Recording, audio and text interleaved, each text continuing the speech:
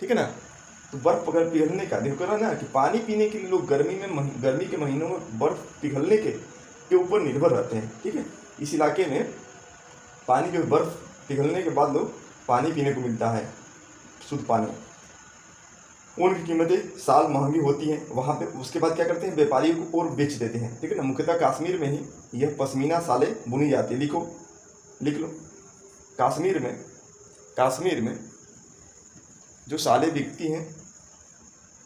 बिकती हैं वह पश्मीना ऊन जो खास किस्म के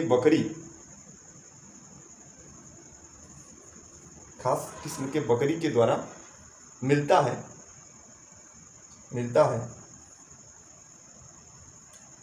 पश्मीना शाल बहुत महंगी होती हैं, बहुत महंगे होते हैं। ठीक है, अब कहीं क्वेश्चन आप लोग से पूछेगा कि बताओ कि पश्मीना शाल कहाँ पाया जाता है, तो आप लोग क्या आंसर होगा, कश्मीर में। ठीक है, समझ में आ गया ना। अब देखो क्या करें कि यहाँ के लोग दूध से बने हुए पदार्थ जैसे मक्खन, चीज एक खास किस्म जिसका छेना टाइप का होता है, उसका और मांस खाते हैं। वहाँ के लोग इसी पर निर्भर रहते हैं भोजन पे। ठीक है ना, ज़्यादातर हर एक परिवार के पास कुछ गाय, बकरी और याक होते हैं। ठीक है ना, बकरी वही खास किस्म जो कि बुन करके वह शाल तैयार करते हैं। ठीक है ना, कौन सा शाल है, पश्मीना शाल है। रेगिस्तान होने का मतलब नहीं है कि व्यापारी यहाँ आने के लिए आकर्षित नहीं हुए। मैं लिखवाया, केरल भारत के दक्षिण और पश्चिम कोने में बसा हुआ एक राज्य है। ठीक है ना, एक तरफ क्या है, समुद्र है, और दूसरी तरफ क्या है, पहाड़ियाँ हैं। जो पहाड़ी है केरल में, उस केरल पहाड़ी पर जो है मसाले पाए जाते हैं। ठीक है ना, उस पहाड़ी पे क्या पाए जाते हैं, विविध प्रकार की मसाले पाई जाती हैं, जैसे काली मिर्च, लौंग। तो आप लोग लिख लें, केरल राज्य के पहाड़ियों पर विविध प्रकार के मसाले पाए जाते हैं या उगाए जाते हैं। केरल राज्य के पहाड़ियों पर विविध प्रकार के मसाले उगाए जाते हैं, जैसे काली मिर्च, लौंग, कॉमा करते जाना, काली मिर्च,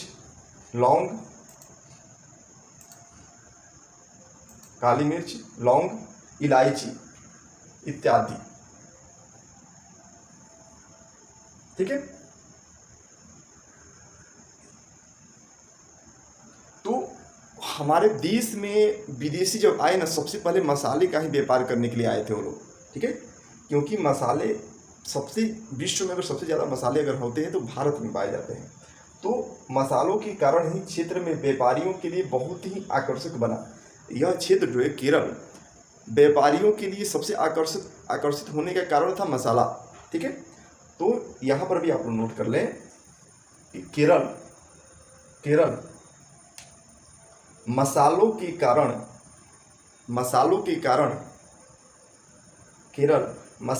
कारण व्यापारियों के लिए बहुत ही आकर्षक स्थान रहा है।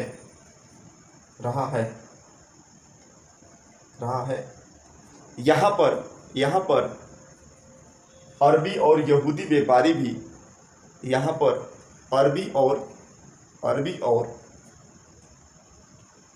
यहूदी व्यापारी भी मसाले के व्यापार के लिए आए।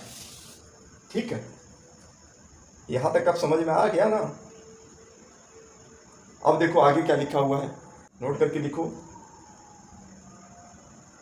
ईसाई धर्म के संत थॉमस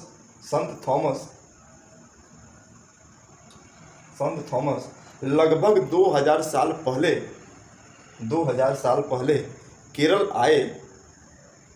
आए और भारत में ईसाई धर्म लाने का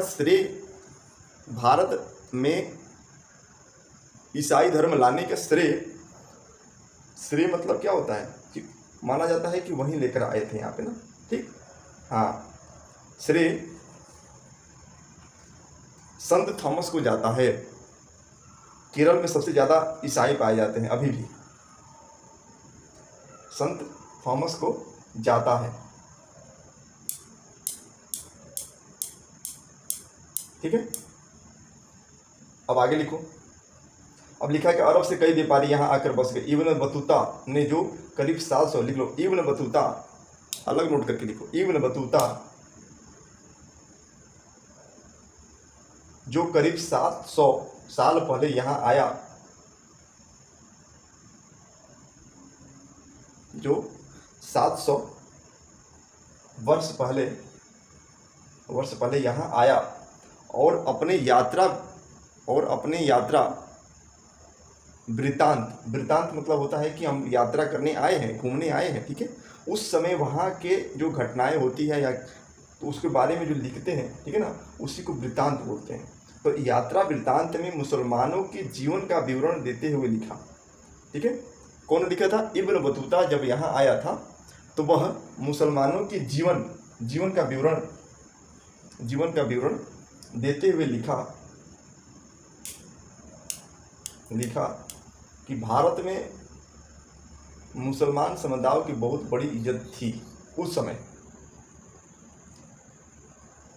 इज्जत लोग करते थे, इसीलिए धीरे धीरे क्या कर लिए, भारत को गुलाम बना लिए लोग, शासन करने लगे। अब देखो, वास्को डिगामा का जो पढ़ा होगा वो जानता होगा, लेकिन वास्को डिगामा का मैं बता देता हूँ। वास्को डिगामा पानी के जहाज से यहाँ पहुँचा था। वास्को डिगामा माना जाता है कि वो भारत का क्या किया था, खोज किया था, ठीक है, मानते हैं लोग। लेकिन वास्को डिगामा सबसे पहले अगर कहीं आया था तो केरल के तटीय क्षेत्र पर आया था। तो आप लोग लिखो, वास्को डिगामा पानी के जहाज से सबसे पहले भारत केरल के तट पर पहुंचा था।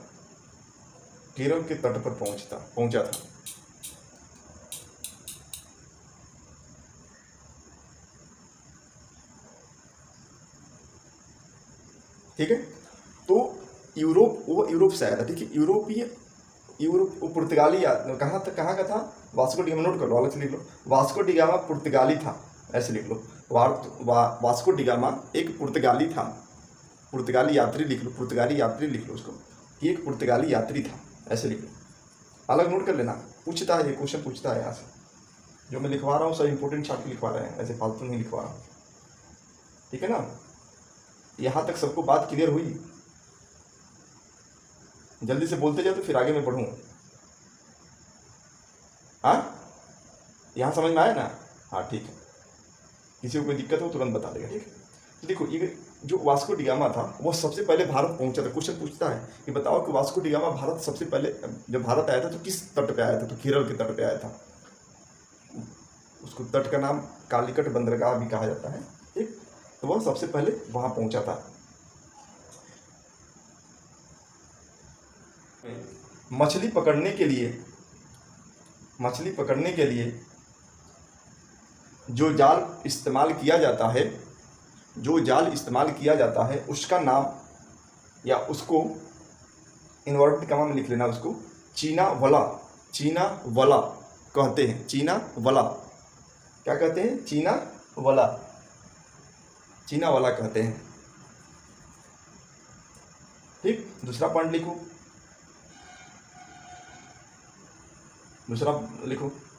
कि मछली तलने के लिए लोग जो बर्तन का इस्तेमाल करते हैं उसे इसको एनवायरमेंट का नाम लिखना, चीना चट्टी कहते हैं।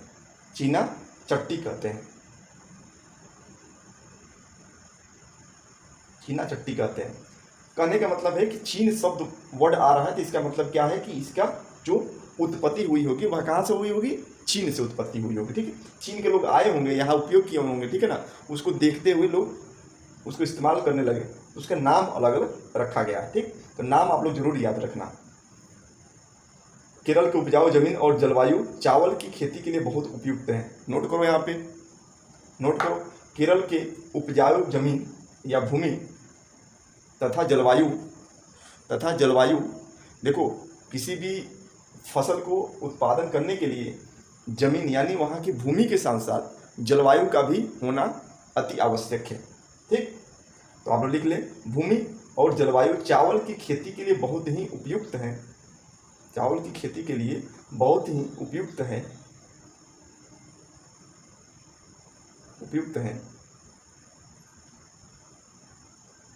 फिर अलग से नोट्स लिखो, नोट बना के लिखो, अलग से लिखते जाओ। नेक्स्ट, केरल के अधिकतर लोग अपने खाने में, अपने भोजन में या खाने में मछली, सब्जी और चावल का उपयोग करते हैं, और चावल का उपयोग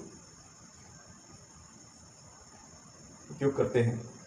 फिर एक नेक्स्ट लिख लो थोड़ा सा, केरल का एक बहुत ही आकर्षक त्यौहार मनाया जाता है जिसका नाम है ओणम। ओणम नाम है, ठीक है ना, ओणम। देखो यहाँ पर दिया हुआ नीचे, त्योहार का नाम क्या है? ओणम। यह एक नाव प्रतियोगिता है, क्वेश्चन पूछेगा कि बताओ कि ओणम जो त्यौहार मनाया जाता है उसमें क्या होता है, तो क्या बोलेंगे आप लोग कि नाव प्रतियोगिता है, ठीक है ना। उस जो त्यौहार मनाया जाता है उसमें नाव प्रतियोगिता किया जाता है। ठीक, अब इसके बाद देखिए, जवाहरलाल नेहरू ने अपनी किताब भारत की खोज में लिखा कि भारतीय एकता कोई बाहर से थोपी हुई चीज़ नहीं है, ठीक है ना। भारतीय एकता, अभी हम विविधता पढ़ रहे थे ना, तो उसमें मैं बताया था कि विविधता में एकता की बात बताया था ना। तो पंडित जवाहरलाल नेहरू जो पहले प्रधानमंत्री थे, वह भी अपनी किताब में लिखे हैं कि भारतीय एकता जो है वह किसी दूसरे के द्वारा बताया नहीं गया है, थोपा नहीं गया है, बल्कि यह बहुत ही, लिख लो, थोपा गया चीज़ नहीं है, बल्कि यह बहुत ही गहरी है, जिसके अंदर अलग अलग तरह के विश्वास और प्रथाओं को स्वीकार करने की भावना है। इतना तक लिख लो, बस यहाँ तक लिख लो। मतलब कहने का मतलब यह है कि हमारी जो एकता है ना, विविधता में एकता की जो भावना है, वह कोई दूसरे देश के लोग नहीं हमको बताए हैं, ये हमारे संस्कृति का एक उदाहरण है, ठीक है ना। ये हमारे संस्कृति को दर्शाता है कि हम इतना विभिन्नता होते हुए भी क्या है, एक हैं। ठीक, बस इसी को बताने के लिए वो अपने बुक में भी इसको कोड किए थे। इसमें विविधता को पहचाना और प्रोत्साहित किया जाता है, लिखना नहीं है इसको। यह नेहरू ही थे जो भारत की विविधता के वर्णन करते हुए अनेकता में एकता का विचार हमें दिया गया, ठीक है। रविन्द्रनाथ रचित राष्ट्रगान की रचना किसने किया था, पता है सबको ना, लिख लो। हाँ, कोई बात नहीं, जानकारी है तब भी लिख लो इसको। राष्ट्रगान का रचना रविन्द्रनाथ टैगोर ने किया था।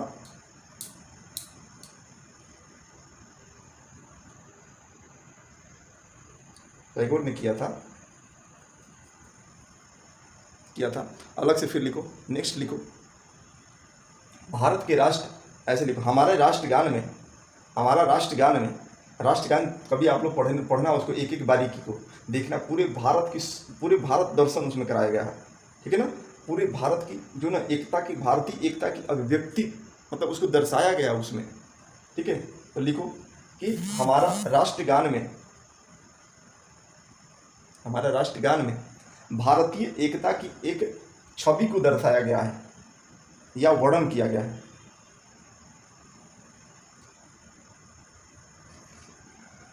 क्या किया गया है, वर्णन किया गया है, ठीक है।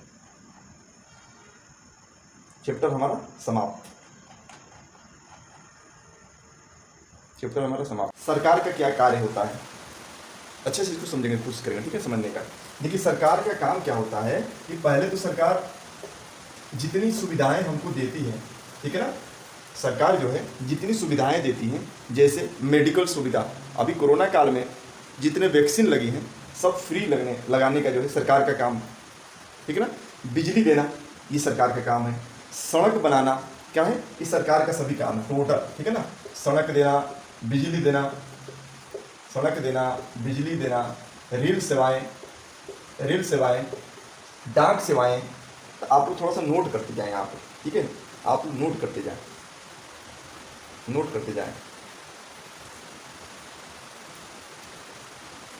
कह रहा है कि हर एक देश को विभिन्न निर्णय लेने एवं काम करने के लिए सरकार की जरूरत होती है। लिखें आप लोग, कि सभी ऐसे लिखा, हर एक देश को विभिन्न प्रकार की निर्णय लेने एवं काम करने के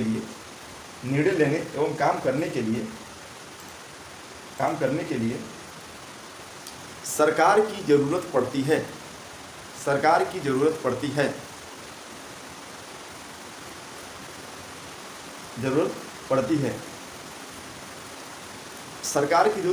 यहाँ तक तो बात समझ में आ रही है। और सरकार की क्यों जरूरत पड़ती है, सरकार का क्या काम होता है, इसके बारे में हमको जानना है। तो सरकार की जो है ऐसे लिखिए, सरकार की क्यों जरूरत पड़ती है, ऐसे लिख करके नीचे लिखो, सरकार की क्यों जरूरत पड़ती है। इसके बाद प्रश्नवाचक चिन्ह लगा करके नीचे डैश करके लिखो उसमें कि सरकार की जरूरत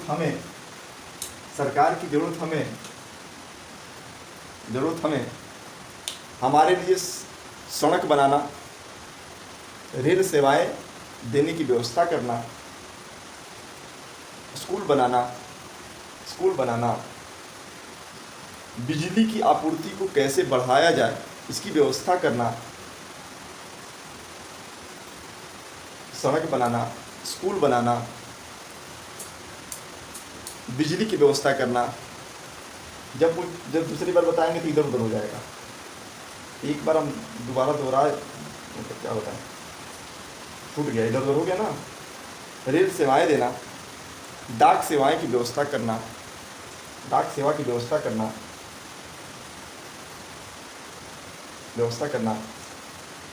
ठीक है। और सरकार का कार्य है देश की सीमा को सुरक्षा करना। क्या करना, देश की सीमा, ठीक है ना, सुरक्षा करना। किससे, दुश्मनों से। दुश्मनों मतलब कि अब आतंकवादी हमारे देश में घुस जाते हैं, ठीक है ना, तो क्या करना, उन लोगों से सुरक्षा करना, या दूसरे देश से कि हमारे देश में आकर कब्जा ना कर लें या कोई ऐसे घटना का अंजाम ना दे सके, इसके लिए भी सुरक्षा करना ये हमारे सरकार का काम है, ठीक है। आगे लिखो, दूसरे देशों के साथ शांतिपूर्ण संबंध बनाना कहने का मतलब है कि दूसरे देश के साथ ऐसा रिलेशन बनाएं कि जिससे युद्ध होने की स्थिति ना बनी रहे, ठीक है ना। तो शांतिपूर्ण संबंध बनाना, ये सभी जिम्मेदारी सरकार के ऊपर होती है। यह सभी जिम्मेदारी सरकार के ऊपर होती है। फिर अलग लिखें, सरकार का कुछ और कार्य हैं, जैसे देश के नागरिक के लिए, खाली भारत के नहीं पढ़ रहे हैं, सरकार पढ़ रहे हैं तो हम पूरा ऑल, ठीक है ना, बस सरकार का डेफिनेशन, सरकार के बारे में हम जान रहे हैं, ठीक। और भी जिम्मेदारी है, जैसे देश के नागरिक के लिए भोजन की व्यवस्था करना, स्वास्थ्य की सुविधाएं कैसे अच्छी मिले इसकी व्यवस्था करना, देश में आए प्राकृतिक आपदाओं से निपटने की व्यवस्था करना, प्राकृतिक आपदा में जैसे बाढ़ आना, भूकंप आना, ठीक है, सुनामी आ जाता है, इत्यादि, ठीक। तो ऐसी जो घटनाएं होती हैं तो सरकार क्या करती है, जो पीड़ित होते हैं, जो उसके चपेट में आते हैं, उनको क्या करती है कि कुछ आर्थिक सहायता देती है। तो ये सरकार का काम होता है। जैसे कभी रेल दुर्घटना हो जाता है तो उसमें कभी सरकारें क्या होती है, कभी आप लोग न्यूज़ सुनने हो ना कि 2 लाख को आर्थिक सहायता दिया जाएगा, है। वैसे ही अभी कोरोना काल में जब आया था, हम लोग थोड़ा सा करंट से जोड़ने जाएंगे, तो कोरोना समय में क्या हुआ था कि सभी गरीबों को जो है 80 करोड़ जनता जो है, जो गरीब श्रेणी में आती है, वो सरकार के डाटा के हिसाब से, तो उनको फ्री में जो है, जो बीपीएल परिवार से जो आते होंगे, उनको फ्री में जो है लगभग 1 साल तक क्या फ्री में अनाज दिया गया, ठीक है। यह किसका काम था, यह गवर्नमेंट का ही काम था। ये अलग बात है कि पैसा वाले भी उसमें शामिल हैं, लेकिन सरकार की नज़र में वो गरीब माने जाते हैं, ठीक है ना। तो उनकी व्यवस्था कौन करता है, सरकार ही करती है, ठीक। समझने के लिए हो जाएगा इतना काम। कहाँ तक लिखे, लास्ट बताओ क्या लिखे हो तुम लोग। अगर किसी प्रकार का विवाद होता है या कोई अपराध हो जाता है अगर कोई किसी प्रकार का विवाद हो, अपराध हो जाता है, ठीक है ना, चोरी हो जाना, हत्या हो जाना, डकैती हो जाना, इत्यादि इत्यादि प्रकार के अपराध हैं, ठीक है। तो अपराध हो जाता है तो उसके द्वारा न्यायालय के द्वारा न्याय की व्यवस्था करना, क्योंकि न्यायपालिका जो है वह सरकार के ही अंग में आती है। आगे उसको प्रकार सरकार के 3 प्रकार बांटे गए, उसको भी मैं समझाऊंगा, ठीक है। सरकार के अंग है, न्याय की व्यवस्था करना।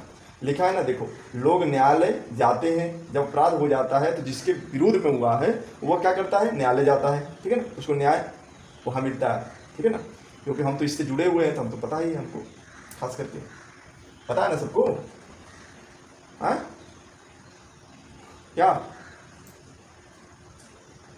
मतलब कोर्ट के लोग दरवाजा खटखटाते हैं, किसी के प्रति, मान लो किसी का सामान चोरी हो गया है तो क्या करते हैं, वो चले जाते हैं थाने, पुलिस में चले जाते हैं ना, कंप्लेन करने के लिए। न्यायालय भी सरकार का एक अंग होती है, ठीक है। तो अंग में पढ़ाऊंगा तब उसमें बता देंगे, ठीक। इतना ध्यान रखें कि सरकार के अंतर्गत ही न्यायालय आता है, ठीक है ना, सरकार का ही एक अंग है, भाग है। शायद आपको यह जानकर आश्चर्य होगा, अचरज होता है, अचरज आश्चर्य एक ही होता है, अचरज हो रहा होगा कि सरकार इतना सब कुछ कैसे कर पाती है, सरकार के लिए इन कामों को करना क्यों जरूरी होता है, ठीक है ना। जब लोग इकट्ठा रहते हैं, सरकार के स्तर, ऐसे लिखें, सरकार के स्तर लिख करके नीचे लिखो, सरकार को 3 स्तर में बांटा गया है, सरकार को 3 स्तर में बांटा गया है। नहीं दिख रहा है क्या, फिर तुम बोलते हो नहीं, कोई बात नहीं, सुनाई दे रहा है ना, लेकिन दिखना भी चाहिए। क्यों हट जाता है, नेट स्लो हो जाता है ना, तो हट जाता है। वाईफाई कनेक्शन हट गया मेरा,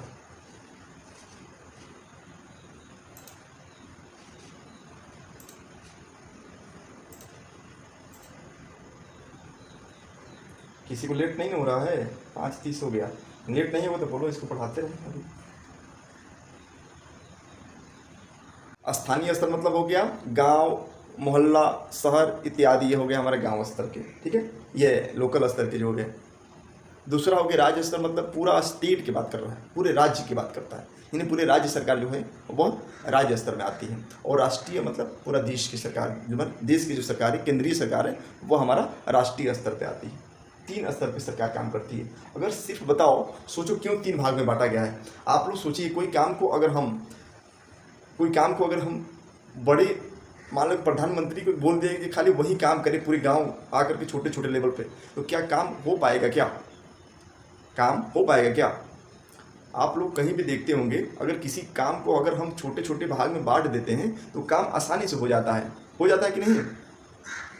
अरे घर को हम बनाते हैं तो कोई सीमेंट, देखते हो ना, कोई सीमेंट बना रहा है, सीमेंट को बालू मिला करके बना रहा है, ठीक है, कोई बना करके मिस्त्री उस घर को जो है ना बनाता है, ईंटा कोई दे रहा है, ऐसे करके सभी स्तर पे लोग काम करते हैं। ऐसे ही हमारा सरकारें भी होती है। राष्ट्र स्तर पर जो हमारे प्रधानमंत्री काम करते हैं, उनके मंत्रिमंडल काम करता है। राज्य स्तर पर जो मुख्यमंत्री काम करते हैं, उनके मंत्रिमंडल काम करता है, ठीक है। और लोकल स्तर पे जो प्रधान होते हैं या नगर निगम में जो है ना, नगर पालिका में जो आते हैं, वो मेयर और कई प्रकार के बांटा गया है, उसको मुझे पढ़ाएंगे तो बताएंगे। ये लोकल स्तर के लोग काम करते हैं। अगर हम इमेजिन करें कि अगर ऐसा ना रहता, अगर पार्ट वाइज नहीं बांटा होता, तो क्या प्रधानमंत्री आकर के नहीं तो कर सकते ना छोटे छोटे लेवल पे। इसीलिए छोटे छोटे स्तर पर बांट दिया गया है कि आप इतने ये भाग को ये देखेंगे, इतने बड़े भाग को ये देखेंगे, और पूरे को प्रधानमंत्री देखेंगे, ठीक, या केंद्रीय सरकार देखेगी।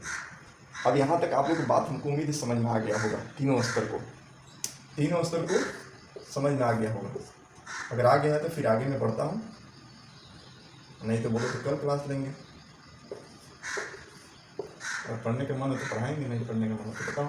सभी लोग बोलो जल्दी, मैसेज करके जल्दी बोलो तो आगे बढ़ें, नहीं तो फिर इसके बाद आगे पढ़ेंगे कल से, ठीक है।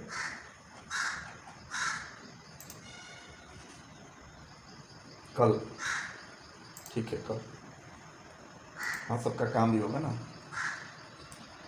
कोई नहीं, किसी को कोई इसमें आपत्ति हो, जो न समझ में आया हो, जो बाद में आए होंगे, अभी देखो जो बाद में क्लास करने आए होंगे